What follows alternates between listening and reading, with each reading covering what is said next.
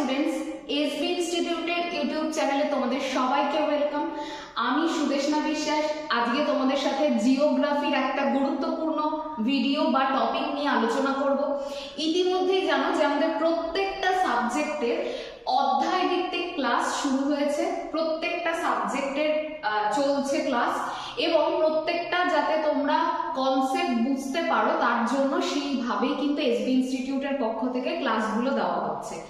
যারা এসবি ইনস্টিটিউটের চ্যানেলটিকে এখনো সাবস্ক্রাইব করনি তারা অবশ্যই চ্যানেলটিকে সাবস্ক্রাইব করো, পাশে থাকা বেল আইকনটিকে প্রেস করো, ভিডিওটি শেষ পর্যন্ত দেখো। যদি ভালো লাগে অবশ্যই লাইক করো, কমেন্ট করো এবং প্রচুর প্রচুর শেয়ার করো। তোমাদের শেয়ার, তোমাদের প্রত্যেকের একটা করে শেয়ার বা তার বেশি সংখ্যক শেয়ার আমাদের মোটিভেশন বা আমাদের এনার্জিটাকে আরো এনহ্যান্স করবে, যাতে আমরা ভালো ভালো ভিডিও তোমাদেরকে উপহার দিতে পারি। এখন আমরা জিওগ্রাফির ফিজিওগ্রাফিক ডিভিশনের একটা গুরুত্বপূর্ণ পার্ট আলোচনা করতে চলেছি। আর কেউ স্কিপ না করে পুরো ভিডিওটি মন দিয়ে দেখো। অবশ্যই আশা রাখবো উত্তরের পার্বত্য অঞ্চল বা নর্দার্ন মাউন্টেন রিজিয়নের পার্ট 2 পার্টটা তোমাদের কাছে একদম জলের মতন পরিষ্কার হয়ে যাবে বা তোমরা খুব সহজেই বুঝতে পারবে। যারা আগের দিনের জিওগ্রাফির ভিডিওটি দেখোনি, নর্দার্ন মাউন্টেন রিজিয়নের পার্ট 1, সেখানে দেখবে যে আমাদের ভারতের ভূপ্রাকৃতিক বিভাগ এবং তার মধ্যে উত্তরের পার্বত্য অঞ্চলের যে ভাগটা অর্থাৎ প্রস্থ বরাবর যে ভাগ হিমালয়ের, সেটা সম্পর্কে এবং কারাকোরাম পর্বত সম্পর্কে আলোচনা করা আছে। আজকে আমরা যেখান থেকে শুরু করব, আমরা আজকে অবশ্যই ভিডিওতে দৈর্ঘ্য বরাবর হিমালয়ের শ্রেণী বিভাগটা পড়বো ভালো করে। এর মধ্যে অসংখ্য প্রশ্ন, প্রচুর কোশ্চেন থাকে, পর্বত শৃঙ্গ, পর্বত শ্রেণী, কোনটার কোন হিমালয়ে অবস্থান, এই সংক্রান্ত। এগুলো যাতে তোমাদের কখনোই ভুল না হয় তার জন্য কিন্তু এতটা ডিটেলসে ভিডিওটা করা। সেই জন্য বলবো শেষ পর্যন্ত তোমরা ভিডিওটি দেখো। সবার প্রথমে দেখো, একদম স্ক্রিনে যে ছবিটা তোমরা দেখতে পাচ্ছ সেই ছবিটাতে কি রয়েছে। এই যে ছবিটা স্ক্রিনে রয়েছে, এখানে আমরা দেখতে পাচ্ছি যে প্রত্যেকটা হিমালয় কি হয়েছে, কিছু দ্বারা বিভক্ত। নইলে আমরা হিমাদ্রি হিমালয় থেকে হিমাচল, হিমাচল থেকে শিবালিক, এদেরকে আমরা আলাদা করলাম কি করে? তখন দেখো, হিমালয়, হিমাদ্রি হিমালয়, হিমাচল হিমালয়, শিবালিক হিমালয় এবং হিমালয় শেষ হচ্ছে, তারপরে শুরু হয়ে যাচ্ছে আমাদের উত্তরের সমভূমি অঞ্চল। তাহলে এই যে জায়গাগুলো, এই জায়গাগুলোকে পৃথক করছে কে? এই জায়গাগুলোকে পৃথক করছে বিভিন্ন চ্যুতি বা ফল্ট। যে চ্যুতিগুলো বা ফাটলগুলো বরাবর একটা অংশ আরেকটা অংশের থেকে আমরা পৃথক, সেটা বুঝতে পারি। আজকে সেই ফল্টগুলো প্রথমে আগে জেনে নেব, তারপর আমরা দৈর্ঘ্য বরাবর হিমালয়ের শ্রেণী বিভাগে ঢুকবো। এবার দেখো, সবার প্রথমে যদি আমরা খেয়াল করি, এখানে ছবিটা দেখতে পাচ্ছ, একদম কালো রঙের যে অংশটা ছবিতে রয়েছে সেই কালো অংশগুলো হচ্ছে ট্রান্স হিমালয় বা টেথিস হিমালয়, যেটা একদম উত্তরে অবস্থিত। এই ট্রান্স হিমালয় বা টেথিস হিমালয় যেটা রয়েছে, ট্রান্স হিমালয়ের পরেই রয়েছে যেটা, সেটা হচ্ছে তিব্বেতিয়ান হিমালয়, এখানে আলাদা করে দেখানো রয়েছে। এবং তাছাড়া দেখো, তারপরে যেটা রয়েছে সেটা হচ্ছে হিমাদ্রি হিমালয়, যেটা একদম হালকা সাদা বা একদম লাইট কালারের রয়েছে। তারপর একটা অরেঞ্জ শেডের কালার রয়েছে, সেটাকে বলা হচ্ছে হিমাচল হিমালয় বা লেসার হিমালয়। আর ইয়েলো শেডের যে কালারটা, সেটা দেখতে পাচ্ছ যে জায়গাগুলো দিয়ে রয়েছে, সেখানে রয়েছে আউটার হিমালয় বা শিবালিক। তাহলে এই ক্ষেত্রে দেখো, সবার প্রথমে আমরা দেখবো যেটা, ভালো করে স্ক্রিনে খেয়াল করো, এই যে লাইনটা আমি টানছি রেড কালার দিয়ে একদম, দেখো হলুদ যে অংশটা, এই হলুদ অংশটাকে বলা হচ্ছে কি? বলা হচ্ছে শিবালিক হিমালয়। শিবালিক হিমালয় শেষ হচ্ছে আর তারপরেই শুরু হয়ে যাচ্ছে কি? উত্তরের সমভূমি অঞ্চল। তাহলে শিবালিক হিমালয় এবং উত্তরের সমভূমি অঞ্চলের মধ্যে যে চ্যুতি রয়েছে, যেটা আমি রেড কালার দিয়ে দেখালাম, যে চ্যুতি রয়েছে, এটাকে কি বলা হচ্ছে? HFT, Himalayan frontal thrust. তাহলে থ্রাস্ট চ্যুতিগুলো বা থ্রাস্ট যে ফল্ট গুলো, এগুলো কি করছে? একটা অংশকে আরেকটা অংশ থেকে পৃথক করছে। তাদের মধ্যে প্রথমে আমরা পড়ছি একদম দক্ষিণ ভাগ থেকে, দেখতে পাচ্ছি যে যেখানে হিমালয়ের শেষ হচ্ছে অর্থাৎ হিমালয়ের সর্বদক্ষিণের ভাগকে আমরা বলে থাকি শিবালিক হিমালয়। যেটা এখানে ইয়েলো শেড দিয়ে দেখানো রয়েছে এটা হচ্ছে শিবালিক হিমালয়। এই শিবালিক হিমালয় শেষ হচ্ছে এবং তারপরেই শুরু হয়ে যাচ্ছে উত্তরের সমভূমি অঞ্চল। এই দুটো জায়গার মধ্যবর্তী স্থানে যে মানে ফল্ট রয়েছে বা চ্যুতি রয়েছে তাকে বলে থাকি আমরা HFT বা হিমালয়ান ফ্রন্টাল থ্রাস্ট বলে থাকি। তাহলে এটা ক্লিয়ার হয়েছে। কোশ্চেন এইভাবে দেবে যে শিবালিক হিমালয় এবং উত্তরের সমভূমি, কিংবা বলতে পারে হিমালয়ের উত্তরের পার্বত্য অঞ্চল এবং উত্তরের সমভূমি অঞ্চলের মধ্যে কোন বাউন্ডারি রয়েছে বা কোন ফল্ট রয়েছে, তখন তোমাদের উত্তর হবে HFT রয়েছে, অর্থাৎ হিমালয়ান ফ্রন্টাল থ্রাস্ট রয়েছে। নেক্সট দেখো পরেরটা, শিবালিক হিমালয়ের ওপরে বা উত্তর দিকে কে রয়েছে আমরা অলরেডি আগের ভিডিওতে আলোচনা করেছিলাম। শিবালিক হিমালয়ের উত্তরে রয়েছে হিমাচল হিমালয় বা লেসার হিমালয়। তাহলে এই যে অরেঞ্জ কালারের যে হিমালয়ের অংশটা দেখতে পাচ্ছ এটা হচ্ছে লেসার, আর ইয়েলোটা হচ্ছে শিবালিক। এদের মধ্যে এই যে আমি ব্ল্যাক কালার দিয়ে যে লাইনটা ড্র করছি, এই লাইনটা যেটা দেখতে পাচ্ছ এই ব্ল্যাক কালারের লাইনটাকে বলা হচ্ছে MBT। হ্যাঁ, MBT বলা হচ্ছে mountain boundary thrust, sorry main boundary thrust বলা হচ্ছে। তাহলে MBT বলা হচ্ছে। MBT কাদের মধ্যে রয়েছে? এটা হচ্ছে অরেঞ্জ কালারের অংশটাকে বলা হচ্ছে লেসার হিমালয় বা হিমাচল হিমালয়, এবং তার নিচে হলুদ রঙের যে অংশটা রয়েছে সেটা হচ্ছে শিবালিক হিমালয়। তাহলে এই দুটোর মধ্যে যে চ্যুতি সীমান্ত রূপে কাজ করছে তাকেই বলা হচ্ছে MBT বা মেইন বাউন্ডারি থ্রাস্ট। বোঝা গেছে? এরপর দেখো আরেকটু উত্তরে যাব আমরা, তার উপরেই দেখো রয়েছে একটু লাইট শেডের, এটা হচ্ছে হিমাদ্রি হিমালয়। এই হিমাদ্রি হিমালয় এবং এটাকে এইমাত্রই বললাম হিমাচল হিমালয়। হিমাদ্রি এবং হিমাচল হিমালয়ের মধ্যে আমরা যে বাউন্ডারিটাকে দেখতে পাচ্ছি, অর্থাৎ এটা ঠিক এইভাবে রয়েছে। হিমাদ্রি হিমালয় এবং হিমাচল হিমালয়ের মধ্যে যে বাউন্ডারিটা রয়েছে সেটাকে MCT নামে ডাকা হয়, যেটাকে বলা হচ্ছে মেইন সেন্ট্রাল থ্রাস্ট। তাহলে এটাও ভালো করে মনে রাখবে, মেইন সেন্ট্রাল থ্রাস্ট যেটা, সেটা কি করছে, কাদেরকে পৃথক করছে? একটা তো হচ্ছে হিমাদ্রি হিমালয়, আরেকটা হচ্ছে হিমাচল হিমালয়ের মধ্যে যে বাউন্ডারিটা কাজ করছে তাকে মেইন সেন্ট্রাল থ্রাস্ট বলা হচ্ছে। এরপরে দেখো পরে যেটা আমরা দেখতে পাই, এটা ভালো করে মনে রাখবে, STD বলা হচ্ছে কিন্তু হিমাদ্রি হিমালয়, আর তিবেতিয়ান হিমালয়ের মধ্যে যেটা রয়েছে সেটাকে বলা হচ্ছে STD। এরপর দেখো তিবেতিয়ান হিমালয় এবং দেখো এই যে ব্ল্যাক অংশটাকে আমি প্রথমেই বলে দিলাম যে প্রথমেই কালো অংশটা হচ্ছে ট্রান্স বা টেথিস হিমালয়, আর যেটা আমরা দেখতে পাচ্ছি একটু ছাই রঙের রয়েছে অ্যাশ কালারের অংশটা সেটা হচ্ছে তিবেতিয়ান হিমালয়। তাহলে তিবেতিয়ান হিমালয় এবং ওপরে থাকা ট্রান্স হিমালয় যেটা উত্তরে রয়েছে তাদের মধ্যে কি রয়েছে? Indus Tsangpo suture zone. তাহলে ইন্দাস সাংপো সুচার জোন বা সুচার লাইন কোথায় রয়েছে বা অঞ্চল, সেটা রয়েছে কিন্তু তিব্বতীয় হিমালয় এবং টেথিস হিমালয়ের মধ্যে।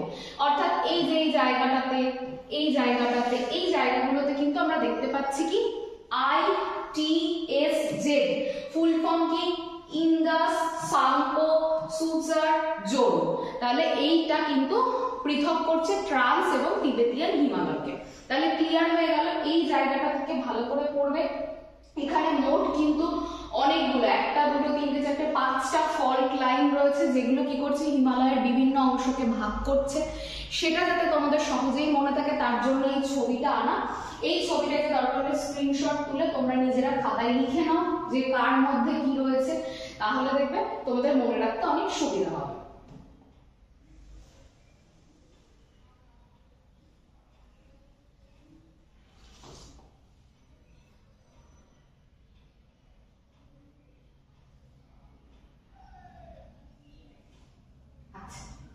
নেক্সট দেখো আমরা আজকে যেটা মূলত আলোচনা করব সেটা হচ্ছে হিমালয়ের দৈর্ঘ্য বরাবর বিভিন্ন ভাগ।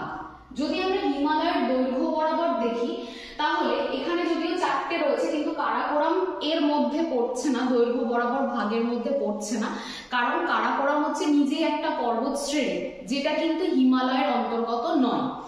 এবার কথা হচ্ছে যে দৈর্ঘ্য বরাবর হিমালয় ক ভাগে বিভক্ত, তিন ভাগে বিভক্ত দৈর্ঘ্য বরাবর। সবার প্রথমে দেখে নিই আমরা কি রয়েছে। একদম যদি তুমি দেখো এই অঞ্চলটা মোটামুটি সিন্ধু নদ থেকে নেপালের কালী নদী এই এতদূর পর্যন্ত যে অংশটা রয়েছে এটাকে বলা হচ্ছে কি, এটাকে বলা হচ্ছে পশ্চিম হিমালয়। তাহলে সিন্ধু নদ থেকে নেপালের কালী নদী পর্যন্ত যে অংশটা দেখতে পাচ্ছি সেটাকে বলা হচ্ছে ওয়েস্টার্ন হিমালয় বা পশ্চিম হিমালয়। দেখো দেখে নাও কালারের সাথে মিলিয়ে ভালোভাবে। তারপর দেখো ওয়েস্টার্ন হিমালয় এখানে শেষ হচ্ছে নেপালের কালী নদীতে এসে। তারপর দেখো ঠিক এই জায়গাটাতে অর্থাৎ যেখানে আমাদের রয়েছে কি সিঙ্গালীলা পর্বত শ্রেণী, সেই পর্যন্ত নেপালের কালী নদী থেকে পুরো সিঙ্গালীলা পর্বত শ্রেণী এই অংশটা ভারতের মোটামুটি ভাবে বাইরেই রয়েছে। এটাকে বলা হচ্ছে মধ্য হিমালয়। এটা মূলত নেপালে অবস্থিত। তাহলে মধ্য হিমালয় বা মিডল হিমালয় কিন্তু ভারতে সেভাবে নেই। তারপর দেখো একদম সিঙ্গালীলা থেকে যদি আমরা পূর্ব দিকে দেখি নামচা বারোয়া, যেখানে গিয়ে হিমালয় শেষ হচ্ছে পূর্ব দিকে, নামচা বারোয়া শৃঙ্গ যেটা অরুণাচল প্রদেশের রয়েছে, সেই পর্যন্ত যদি আমরা ভালো করে দেখি এই অংশটা পুরোটাই কিন্তু কিসের মধ্যে পড়ছে, ইস্টার্ন হিমালয় বা পূর্ব হিমালয়ের মধ্যে পড়ছে। তাহলে হিমালয়ের দৈর্ঘ্য বরাবর হিমালয়কে তিন ভাগে ভাগ করা হয়, পশ্চিম হিমালয়, মধ্য হিমালয় এবং পূর্ব হিমালয়। এই তিনটের মধ্যে কিন্তু আমরা আগের দিন যা যা পড়েছিলাম মানে কাশ্মীর হিমালয়, কুমায়ুন হিমালয়, এগুলো কিন্তু ওভারল্যাপ করবে, কারণ অঞ্চলগুলো দেখো মোটামুটি ভাবে কিন্তু একই রকমের রয়েছে। তাহলে সবার প্রথমে আমরা আগে ওয়েস্টার্ন হিমালয় সম্পর্কে আলোচনা করব। দেখো ওয়েস্টার্ন হিমালয় কোথায় রয়েছে, এই যে এইটুকু হচ্ছে ওয়েস্টার্ন হিমালয়ের অংশ। তাহলে ওয়েস্টার্ন হিমালয়ের যদি তোমাকে বলা হয় মূলত কোন স্টেট বা ইউটিতে রয়েছে, তাহলে বলবে যে পশ্চিম হিমালয় জম্মু কাশ্মীর এবং লাদাখে অবস্থিত। অবশ্যই এটা শুধু আগে জম্মু কাশ্মীর রাজ্যে ছিল, কিন্তু বর্তমানে যেহেতু এই দুটোই কি ইউনিয়ন টেরিটরি, সেই জন্য যদি বলে পশ্চিম হিমালয় কোন কোন স্টেটের মধ্যে বা ইউটির মধ্যে রয়েছে, তাহলে অবশ্যই উত্তর দেবে যে জম্মু কাশ্মীর, লাদাখ, তারপর উত্তরাখণ্ড, এই যে জায়গাগুলো, পাঞ্জাবের খুব সামান্য অংশ, হিমাচল প্রদেশ, এই পুরোটা নিয়ে ওয়েস্টার্ন হিমালয় গড়ে উঠছে। তার মানে কিছু স্টেটও রয়েছে, কিছু ইউটিও রয়েছে। তাহলে পশ্চিম হিমালয়ের মধ্যে দেখো এখানে লাদাখ রয়েছে, এখানে জম্মু কাশ্মীর পাবে, এখানে হিমাচল প্রদেশ, এখানে উত্তরাখণ্ড পাবে এবং কিছুটা পাঞ্জাবের অংশও পাবে এই পশ্চিম হিমালয়ের মধ্যে। অর্থাৎ নেপাল শুরু, নেপালের কালী নদী পর্যন্ত পুরো অংশটাই পশ্চিম হিমালয়ের অন্তর্গত। এবার দেখো এই যে ওয়েস্টার্ন হিমালয়, এই ওয়েস্টার্ন হিমালয়টা কোথা থেকে বিস্তৃত, জম্মু কাশ্মীরের নাঙ্গা পর্বত থেকে নেপালের একদম পূর্ব সীমান্তে অবস্থিত কালী নদী পর্যন্ত, নেপাল সীমান্তে অবস্থিত কালী নদী পর্যন্ত বিস্তৃত। কালী নদী হচ্ছে এখান দিয়ে প্রবাহিত হচ্ছে, এই পর্যন্ত পুরোটাই কিন্তু ওয়েস্টার্ন হিমালয়। একে দেখো তিনটে ভাগে ভাগ করা হচ্ছে, কি কি, একটা হচ্ছে কাশ্মীর হিমালয়, একটা হিমাচল হিমালয়, একটা হচ্ছে কুমায়ুন হিমালয়। তাহলে পশ্চিম হিমালয়ের আবার তিনটে ভাগ, একটা কাশ্মীর হিমালয়, দ্বিতীয়টা হিমাচল হিমালয় এবং তৃতীয়টা কিন্তু আমাদের কুমায়ুন হিমালয়। নেক্সট দেখো প্রথমেই আমরা দেখব কাশ্মীর হিমালয়। কাশ্মীর হিমালয় যদি আমরা দেখি মূলত কোথায়, দেখো এখানটাতে রাজ্য রয়েছে, সেটা হচ্ছে জম্মু কাশ্মীর এবং লাদাখ। এই দুটো জায়গাতে জম্মু কাশ্মীর এবং লাদাখ এই দুটো ইউনিয়ন টেরিটরিতে রয়েছে কাশ্মীর হিমালয়, অন্য কোথাও নেই, শুধু জম্মু কাশ্মীর এবং লাদাখে রয়েছে। আর কি, কাশ্মীর হিমালয়ের যেটা উল্লেখযোগ্য পর্বত শ্রেণীগুলো রয়েছে সেটা একটুখানি তোমাদেরকে দেখতে হবে। কাশ্মীর হিমালয়ের মধ্যে অবশ্যই পীর পাঞ্জাল তো অন্যতম, এছাড়া পীর পাঞ্জাল ছাড়াও দেখো জাস্কার রয়েছে। এখানে এই মুহূর্তে এই জায়গাটাতে ছবি নেই, আমি অন্য জায়গা থেকে ছবি তোমাদের দেখাচ্ছি। পীর পাঞ্জাল রয়েছে, জাস্কার রয়েছে, তাছাড়াও লাদাখ রয়েছে। এগুলো প্রত্যেকটাই, এই পর্বত শ্রেণীগুলো প্রত্যেকটাই কিন্তু কাশ্মীর হিমালয়ের অন্তর্গত। তাহলে কাশ্মীর হিমালয়ের অন্তর্গত পর্বত শ্রেণীগুলো হচ্ছে লাদাখ, পীর পাঞ্জাল, জাস্কার, এগুলো। এবার যেটা আমাদের জানতে হবে যে কাশ্মীর হিমালয়ে আর কি কি রয়েছে। প্রথম কথা হচ্ছে আমাদের যেটা ভারতের ভূস্বর্গ হিসেবে পরিচিত কাশ্মীর উপত্যকা বা ভ্যালি, সেটা দুটো পাহাড়ের মধ্যে অবস্থিত, একটা হচ্ছে পীর পাঞ্জাল, একটা জাস্কার। পীর পাঞ্জাল এবং জাস্কারের মধ্যে রয়েছে কাশ্মীর উপত্যকা। এছাড়াও যেটা রয়েছে সেটা হচ্ছে কাশ্মীর হিমালয়ের মধ্যে ডাল এবং উলার নামক দুটো হ্রদ রয়েছে, যেগুলোর প্রাকৃতিক সৌন্দর্য কিন্তু অপূর্ব। সেখানে প্রত্যেকটা বছর বহু মানুষ ওই অঞ্চলগুলোতে কিন্তু বেড়াতে যান সেখানকার সৌন্দর্য উপভোগ করার জন্য। এছাড়া যেটা আমাদের করতে হবে, কিছু পাস রয়েছে, মাউন্টেন পাস। আমি অন্য আরেকটা ভিডিওতে অবশ্যই মাউন্টেন পাস সম্পর্কে ডিটেলস ভারতে কি কি রয়েছে আলোচনা করব। তাহলে গিরিপথ বা একটা পর্বত থেকে আরেকটা পর্বতে যাওয়ার যে রাস্তাটা বা পথটা, সেই পাস রয়েছে কিন্তু কাশ্মীর হিমালয়ে। কি কি পাস রয়েছে দেখো, পীর পাঞ্জাল রয়েছে, থারদগলা রয়েছে, বানিহাল রয়েছে, জজিলা রয়েছে। খুব ইম্পর্টেন্ট হচ্ছে বানিহাল আর জজিলা, এই দুটো পাস খুব ইম্পর্টেন্ট, যেটা কোথায় রয়েছে, যেটা কাশ্মীর হিমালয়ের মধ্যে রয়েছে।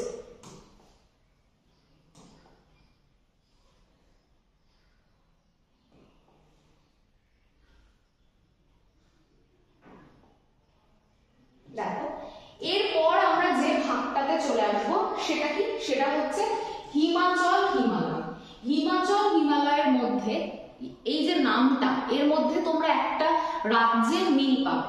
সেটা কি, সেটা হচ্ছে হিমাচল হিমালয় কোন রাজ্যে অবস্থিত, তাহলে এটা হবে হিমাচল প্রদেশে অবস্থিত। হিমাচল প্রদেশ এবং পাঞ্জাবের খুব সামান্য অংশ নিয়ে গড়ে উঠছে হিমাচল হিমালয়। এই যে হিমাচল হিমালয়, এখানে কিছু বিখ্যাত পর্বতের উপস্থিতিও কিন্তু রয়েছে। হিমাচল হিমালয়ের যদি উচ্চতা দেখো, তাহলে একটু খেয়াল করো, 600 মিটার থেকে প্রায় 6000 মিটার। এরপর যখন পড়বে হুমায়ুন হিমালয়, তখন দেখবে উচ্চতা আস্তে আস্তে আরেকটু বাড়ছে। তাহলে 600 মিটার থেকে 6000 মিটার পর্যন্ত কিন্তু এটার উচ্চতা রয়েছে, ভালো করে মনে রাখবে। আর যেটা মনে রাখবে সেটা হচ্ছে কিছু গুরুত্বপূর্ণ পর্বত শ্রেণী, যেমন ধৌলাধর, নাগটিব্বা, এইগুলো, কামেট, এই পর্বত শ্রেণীগুলো রয়েছে সবই হিমাচল হিমালয়। তাহলে ধৌলাধর, নাগটিব্বা, কামেট কোথায় রয়েছে, হিমাচল হিমালয়। এবং প্রসঙ্গক্রমে এটাও বলবো, কামেট কিন্তু পরবর্তী যে ভাগ পড়বো আমরা হুমায়ুন হিমালয়, সেখানেও রয়েছে। তাহলে এখানে মনে রাখবে যে ধৌলাধর, মুসৌরি, নাগটিব্বা প্রত্যেকটা রয়েছে কিন্তু হিমাচল হিমালয়। গুরুত্বপূর্ণ উপত্যকা, কাশ্মীর হিমালয়ে একটাই উপত্যকা আমরা নাম শুনলাম, কাশ্মীর উপত্যকা। এখানে কিন্তু আরো বেশ কিছু গুরুত্বপূর্ণ উপত্যকা রয়েছে। কি কি সেগুলো, সেগুলো হচ্ছে লাহুল, স্পিটি, এই যে উপত্যকাগুলো, এগুলো সব রয়েছে হিমাচল হিমালয়ের মধ্যে। গুরুত্বপূর্ণ দেখো আরো একটা কথা, সেটা হচ্ছে কুলু উপত্যকা, যেটা রয়েছে হিমাচল। তাহলে লাহুল, স্পিটি, কুলু, কাংড়া, এই চারটে উপত্যকা, গুরুত্বপূর্ণ উপত্যকা রয়েছে হিমাচল হিমালয়ে। দেখো এখানে কি রয়েছে, উচ্চ হিমালয় হিমাদ্রি হিমালয় এবং জাস্কারের মধ্যে যেটা রয়েছে সেটা হচ্ছে স্পিতি। এইটা ভালো করে পড়বে যে স্পিতি ভ্যালি কোথায় রয়েছে, উচ্চ হিমালয় এবং জাস্কারের মধ্যে রয়েছে স্পিতি। এছাড়া দেখো পীর পাঞ্জাল আর ধৌলাধর, এর মধ্যে রয়েছে কুলু উপত্যকা। তাহলে পীর পাঞ্জাল এবং ধৌলাধর এই দুটোর মধ্যে রয়েছে কুলু উপত্যকা। আরো একটা কথা দেখতে পাচ্ছি আমরা, সেটা হচ্ছে পীর পাঞ্জাল এবং হিমাদ্রির মধ্যে রয়েছে লাহুল। তাহলে লাহুলের লোকেশন, স্পিতির লোকেশন আর কুলুর লোকেশন, এটা কিন্তু একটু পড়তে হবে। যদি বলে প্রথমেই তোমাদেরকে প্রশ্ন করে লাহুল কাদের মধ্যে রয়েছে, বলবে পীর পাঞ্জাল এবং হিমাদ্রি হিমালয়। তারপর কি আসছে, হিমাদ্রি হিমালয় এবং জাস্কার, এর মধ্যে রয়েছে স্পিতি।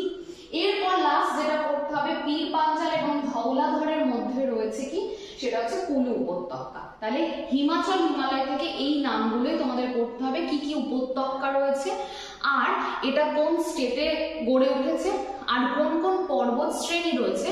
অলরেডি বলেছি ধৌলাধর, নাগটিব্বা, মুসৌরি, এই পর্বত শ্রেণীগুলো এখানে অবস্থিত। দেখো ছবিতে যদি তুমি দেখো হিমাচল হিমালয়, তোমরা নাম শুনেছো, ছবির মধ্যে দেখো একটুখানি, এইটা হচ্ছে হিমাচল হিমালয়ের লোকেশন, পাঞ্জাবের সামান্য অংশ এবং তার সাথে কিন্তু রয়েছে তোমার হিমাচল প্রদেশ। এটা নিয়ে হিমাচল হিমালয় গড়ে উঠছে। লাস্ট যে ভাগটা সেটা হচ্ছে দেখো কুমায়ুন হিমালয়। এটা ভালো করে মনে রাখবে, কুমায়ুন হিমালয় প্রায় 46,000 বর্গ কিলোমিটার জুড়ে রয়েছে। আর এই কুমায়ুন হিমালয়ের মধ্যে কিন্তু 3টে পর্বত শ্রেণীর উপস্থিতি। কুমায়ুন হিমালয় কোন স্টেটে রয়েছে? নাম শুনে তোমরা অনেকেই বুঝতে পারছো যেটা উত্তরাখণ্ডে রয়েছে। দেখো ছবিতে, এই যে এটা হচ্ছে কুমায়ুন হিমালয়ের লোকেশন, মানে উত্তরাখণ্ড রাজ্যে কুমায়ুন হিমালয় অবস্থিত। উত্তরাখণ্ড রাজ্যে যেরকম অবস্থিত, এর মধ্যে কিন্তু 3টে পর্বত শ্রেণীর উপস্থিতি আমরা দেখতে পাই। শিবালিক দেখতে পাই, হিমাচল দেখতে পাই, হিমাদ্রি দেখতে পাই। এই 3টে পর্বত শ্রেণী এখানে দেখতে পাই, কারণ এই পর্বত শ্রেণীগুলো তো প্রত্যেকটাই উত্তর দক্ষিণে বিস্তৃত, তাহলে সেটাও এখানে পড়বে। খুব ইম্পর্টেন্ট, যেটা ভালো করে পড়বে সেটা হচ্ছে নন্দা দেবী, যেটা এই যদি তুমি বলো যে বিতর্কিত নয় এরকম একটা পর্বত শৃঙ্গের নাম বলো যেটা পুরোপুরি ভারতের মধ্যেই রয়েছে, সেটা কি? সেটা হচ্ছে নন্দা দেবী, যেটা ভারতের কিন্তু মানে বলা যেতে পারে যদি বিতর্কিত না হয় তাহলে সেটাই ভারতের সর্বোচ্চ শৃঙ্গ। কারণ কেটু, যেটা কেটুর যে লোকেশনটা সেটাও বিতর্কিত জায়গা, পাকিস্তান জোর করে অধিগ্রহণ করেছে এইরকম। আবার যদি তুমি কাঞ্চনজঙ্ঘাতে চলে যাও, সেটাও কিন্তু নেপাল এবং ভারতের সীমান্তে রয়েছে, তাহলে সেক্ষেত্রেও কিন্তু নেপালও দাবি করতে পারে যে কাঞ্চনজঙ্ঘা তাদের দেশে অবস্থিত। তাহলে সেইটা ভালো করে যদি বোঝো তাহলে দেখবে নন্দা দেবীর উচ্চতা কিন্তু সব থেকে বেশি। তারপর যদি কোনো পর্বত শৃঙ্গ হয় সেটা হচ্ছে কামেট এবং তারপর কেদারনাথ। তাহলে এই যে নন্দা দেবী, কামেট, কেদারনাথ, এই পর্বত শৃঙ্গগুলো প্রত্যেকটাই কোথায় অবস্থিত? কুমায়ুন হিমালয়ে অবস্থিত, অর্থাৎ উত্তরাখণ্ডে অবস্থিত। আর কি কি পর্বত শ্রেণী অবস্থিত? হিমাদ্রি হিমালয়, হিমাচল হিমালয়, আর তার সাথে হচ্ছে হিমাদ্রি হিমালয়, হিমাচল হিমালয়, আর হচ্ছে শিবালিক। এই 3টে পর্বত শ্রেণী অবস্থিত। আর একইভাবে দেখো নন্দা দেবী গুরুত্বপূর্ণ পর্বত শৃঙ্গ, তার ছাড়াও সেকেন্ডে কামেট, থার্ড কেদারনাথ, বদ্রীনাথ, ত্রিশূল, এই পর্বত শৃঙ্গগুলো সব কোথায় রয়েছে? সবই রয়েছে কিন্তু উত্তরাখণ্ডে।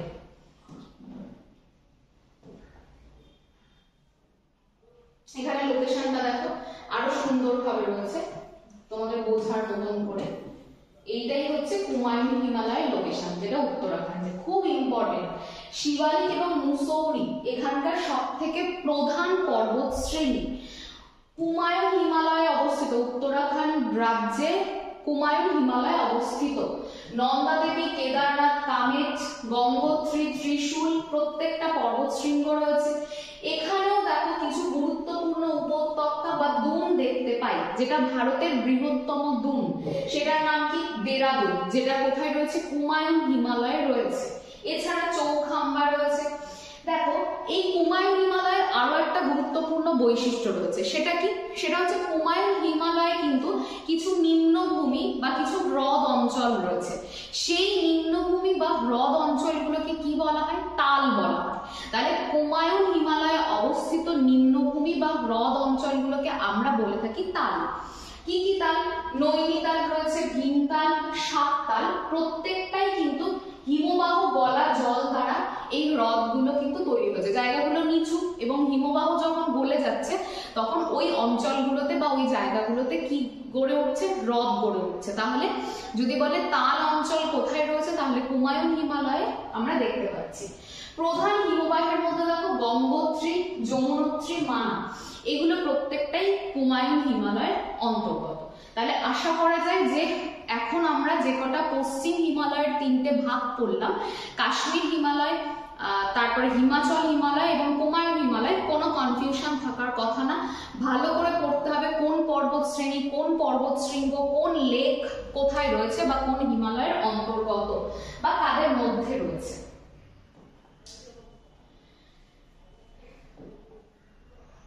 নেক্সট দেখো, যেটা আমি একটু আগে দেখালাম সেটা হচ্ছে সেন্ট্রাল হিমালয়। সেন্ট্রাল হিমালয় যেটা, সেটা কিন্তু ভারতের মধ্যে সেভাবে এটার কিন্তু উপস্থিতি নেই।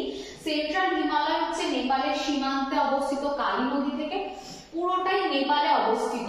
এই জায়গাটা হচ্ছে মধ্য হিমালয়ের অন্তর্গত। সেন্ট্রাল হিমালয়ের মধ্যে দিয়ে দেখো হিমাদ্রি হিমালয়, যেটা লেখা রয়েছে গ্রেট হিমালয় রেঞ্জ, এটা কিন্তু গেছে। তার মানে দেখো তোমরা বুঝতেই পারছো যে মধ্য হিমালয়ের অবস্থান ভারতের বাইরে হওয়া সত্ত্বেও, নেপালে পুরোটাই হওয়া সত্ত্বেও এখানে কিন্তু বেশ কিছু গুরুত্বপূর্ণ পর্বত শৃঙ্গ থাকবে, যেহেতু হিমাদ্রি হিমালয় এখান দিয়ে পাস করছে।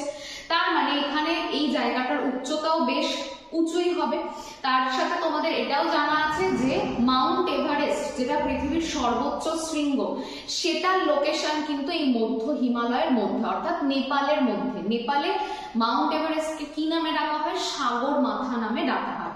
তাহলে এইটা ভালো করে একটুখানি পড়বে যে মধ্য হিমালয় নেপালে অবস্থিত, এবং মধ্য হিমালয় কিন্তু নেপালের পূর্ব সীমান্তে অবস্থিত কালী নদী থেকে এদিকে একদম সিঙ্গালীলা পর্বত শ্রেণী পর্যন্ত বিস্তৃত। এবং এখানে পৃথিবীর উচ্চতম কিছু শৃঙ্গ রয়েছে, যাদের মধ্যে মাউন্ট এভারেস্ট, যেটা পৃথিবীর সব থেকে উঁচু শৃঙ্গ, তার লোকেশন কিন্তু এই নেপালে, অর্থাৎ মধ্য হিমালয়ের মধ্যে রয়েছে।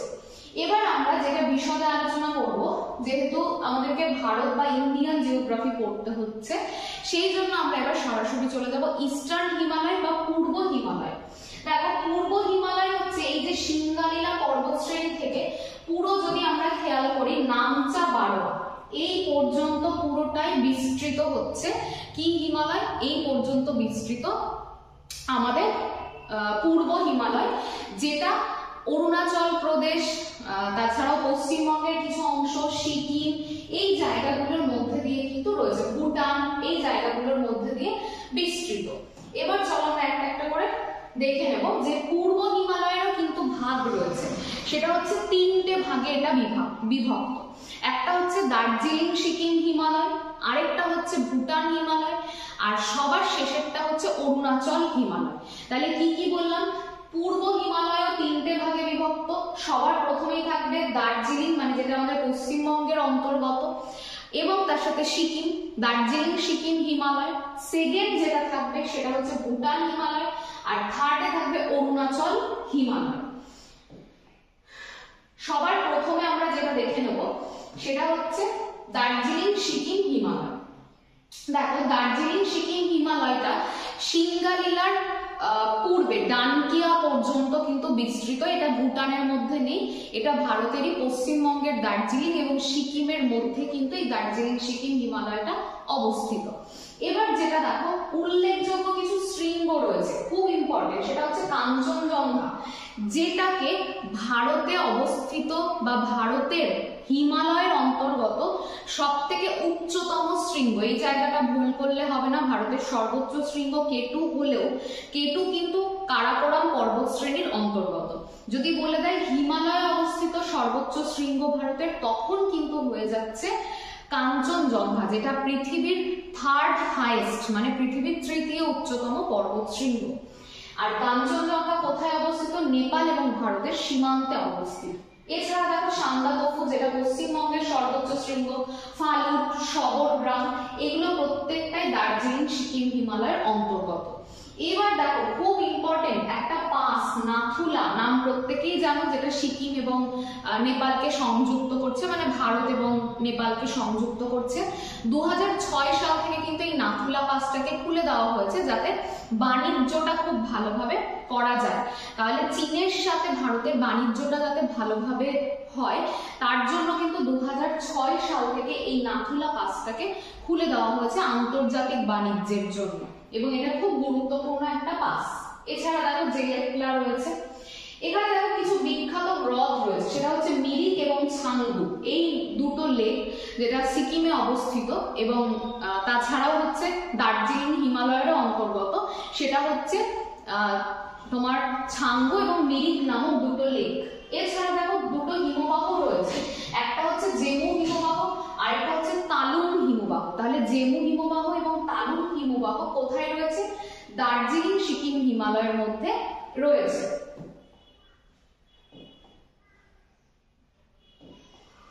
নেক্সট দেখো ভুটান হিমালয়। ভুটান হিমালয়ের মধ্যে যেটা পড়তে হবে, পূর্ব হিমালয়ের যে অংশটা ভুটানের মধ্যে রয়েছে, ভুটান প্রতিবেশী দেশ, সেখানে রয়েছে, সেটাই হচ্ছে ভুটান হিমালয় এর অন্তর্গত। আমরা প্রত্যেকেই জানি ভুটানের সর্বোচ্চ শৃঙ্গ হচ্ছে কুলা কাংরি, যেটা কিন্তু এখানে অবস্থিত। এবার সরাসরি চলে যাবো আমরা অরুণাচল হিমালয়। দেখো অরুণাচল হিমালয় নাম শুনে মনে হচ্ছে শুধু হয়তো রয়েছে তা নয়, কিছুটা অংশ কিন্তু অসমেও রয়েছে। তাহলে অসম এবং অরুণাচল প্রদেশ নিয়ে কি গড়ে উঠেছে? অরুণাচল হিমালয় গড়ে উঠেছে। আমরা প্রত্যেকেই একদম প্রথম দিন থেকে শুনে আসছি যে হিমালয়ের অবস্থান যদি দেখি তাহলে সেটা নাঙ্গা পর্বত থেকে একদম সম্পূর্ণ নাঙ্গা পর্বত থেকে শুরু করে নামচা বারোয়া পর্যন্ত বিস্তৃত, তাই তো? তাহলে এই নামচা বারোয়া এটা হচ্ছে অরুণাচল হিমালয়ের কিন্তু সর্বোচ্চ শৃঙ্গ। তাহলে নামচা বারোয়া হচ্ছে অরুণাচল হিমালয়ের সর্বোচ্চ শৃঙ্গ, যেটা অরুণাচল প্রদেশে অবস্থিত। উল্লেখযোগ্য কিছু গিরিপথ রয়েছে অরুণাচল হিমালয়ে, ডোমলা, তুলুংলা, থগলা, বুমলা। তাহলে এগুলো হচ্ছে অরুণাচল হিমালয়ের উল্লেখযোগ্য কিছু পাস বা গিরিপথ। এখানে কিছু বিচ্ছিন্ন পাহাড় রয়েছে, সেগুলো কি কি? একটা হচ্ছে ডাফলা, একটা কৃষ্ণ, একটা মিরি। ডাফলা, কৃষ্ণ, মিরি এরা হচ্ছে বিচ্ছিন্ন পাহাড়, যেগুলো সব অরুণাচল হিমালয়ের মধ্যে অবস্থিত। আরেকটা পার্ট যেটা তোমাদের সাথে আলোচনা করা বাকি রয়েছে সেটা হচ্ছে উত্তরের পার্বত্য অঞ্চলের মোট 3টে ভাগ। ঠিক আছে, উত্তরের পার্বত্য অঞ্চল, একটা কারাকোরাম পর্বত শ্রেণী, একটা হচ্ছে হিমালয় পর্বত শ্রেণী, আরেকটা হচ্ছে ইস্টার্ন পার্ট বা পূর্বাঞ্চল যেটাকে বলি আমরা, সেই জায়গাটা। দেখো একটু আগে তোমাদেরকে দেখাচ্ছিলাম, আগের দিন যদিও দেখিয়েছি, সেটা হচ্ছে এই যে লাদাখ রেঞ্জ, এই যে জাস্কার রেঞ্জ, এগুলো। এবং তার সাথে দেখো এখানটাতে হিমাদ্রি রয়েছে, হিমাচল রয়েছে, শিবালিক রয়েছে, এই যে জায়গাগুলো তোমাদের দেখাচ্ছিলাম। এবার এখানে একটা তোমাদেরকে কথা বলি, এই যে হিমালয়, এটাতে না সিনটেক্সিয়াল বেন্ড দেখা যায়। সিনটেক্সিয়াল বেন্ডটা আসলে কি? সিনটেক্সিয়াল বেন্ড হচ্ছে একটা বাঁক, যেটা মেয়েদের চুলের কাটার মতন বাঁক নিয়েছে হিমালয়। কোথায় বাঁকটা নিয়েছে? একটা হচ্ছে এই যে নাঙ্গা পর্বত যেখানে অবস্থিত, নাঙ্গা পর্বত থেকে এরকম বাঁক নিয়েছে। আবার একইভাবে কিন্তু এখানে অবস্থিত নামচা বারোয়া থেকেও হিমালয় কিন্তু বাঁক নিয়েছে, যেটা হচ্ছে বেঁকে গিয়ে পূর্ব দিকে অনেকগুলো কিন্তু পাহাড় পর্বত সৃষ্টি করেছে। তাহলে এই সিনটেক্সিয়াল বেন্ড হচ্ছে আমরা হিমালয়ে দেখতে পাই, একটা দেখতে পাই নাঙ্গা পর্বতের কাছে, আরেকটা দেখতে পাই নামচা বারোয়ার কাছে, অরুণাচল প্রদেশের ওখানে। আমাদের যে পার্টটা আরেকটুখানি জানতে হবে সেটা হচ্ছে আমাদের পূর্বাঞ্চল সম্পর্কে বা পূর্ব দিকের একটা পার্বত্য অঞ্চল রয়েছে সেটা সম্পর্কে। দেখো এটা কোথায়? দিঘাম জর্জ পেরোনোর পর হিমালয় হঠাৎই দক্ষিণ দিকে বাঁক নিচ্ছে। বাঁকটা কিরকম দেখো? অর্ধ চন্দ্রাকৃতি, যেটা চুলের কাটার মতন হয় মেয়েদের, সেটা অর্ধ চন্দ্রাকৃতির বাঁক নিচ্ছে। এইটা দেখো নিচু পাহাড় সৃষ্টি করেছে, যেটা কিন্তু ধীরে ধীরে উত্তল অংশ পশ্চিম দিকে ঢালু হয়ে নেমে গেছে। এই পাহাড়গুলো সবই পূর্বাঞ্চলের অন্তর্গত। এখান থেকেও কিন্তু বেশ কিছু প্রশ্ন পরীক্ষাতে আমরা দেখতে পাই। কি কি প্রশ্ন? দেখো সবার প্রথমে দেখো অরুণাচল প্রদেশের পাশেই কি রয়েছে? মায়ানমার রয়েছে। অরুণাচল প্রদেশ এবং মায়ানমারের মধ্যে আন্তর্জাতিক সীমানা গঠন করছে একটা পাহাড়, সেটার নাম কি? সেটা হচ্ছে পাটকাই বুম। তাহলে পাটকাই বুম একটা পাহাড় যেটা অরুণাচল প্রদেশ এবং মায়ানমারের মধ্যে অবস্থিত এবং এটা আন্তর্জাতিক সীমানা তৈরি করছে।